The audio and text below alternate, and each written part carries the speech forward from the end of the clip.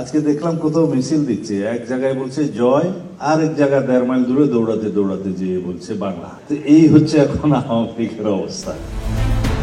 আজকে দেখলাম কোথায় মিছিল হচ্ছে, এক জায়গায় বলছে জয়, দৌড়াতে দৌড়াতে 1.5 মাইল দূরে গিয়ে বলছে বাংলা।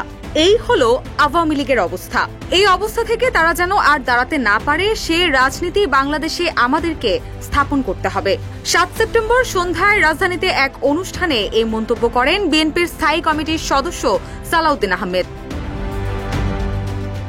তিনি বলেন, মুক্তিযুদ্ধ ও গণতন্ত্র হত্যার ইতিহাস শুধু আওয়ামী লীগের। তারা দেশবিরোধী শক্তিকে ব্যবহার করে অস্থিতিশীল পরিস্থিতি সৃষ্টির চেষ্টা চালাচ্ছে।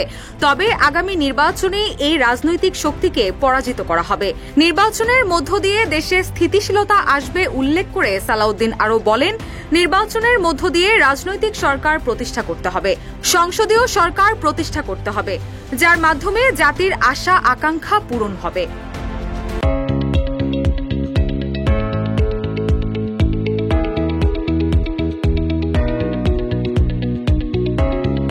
নির্বাচন বানচালের চেষ্টা করছে জানিয়ে বিএনপির এই সিনিয়র নেতা বলেন, 2026-এর ফেব্রুয়ারিতে রমজানের 1 সপ্তাহ আগে অথবা তারও আগে নির্বাচন হতে পারে।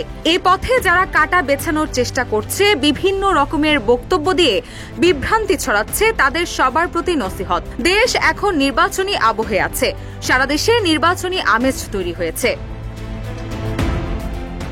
বিএনপির ভারপ্রাপ্ত চেয়ারম্যান দেশে আসার মধ্য দিয়েই নির্বাচন নিশ্চিত হবে জানিয়ে সালাউদ্দিন আরও বলেন, শিগগিরই তারেক রহমান দেশে ফিরবেন, সেদিন নির্বাচনের সবকিছু প্রতিষ্ঠা হবে।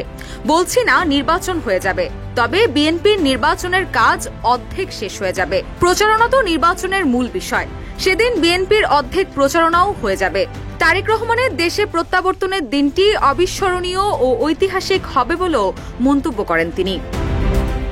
রুশা সুর, নিউজ ডেস্ক, ইত্তেফাক।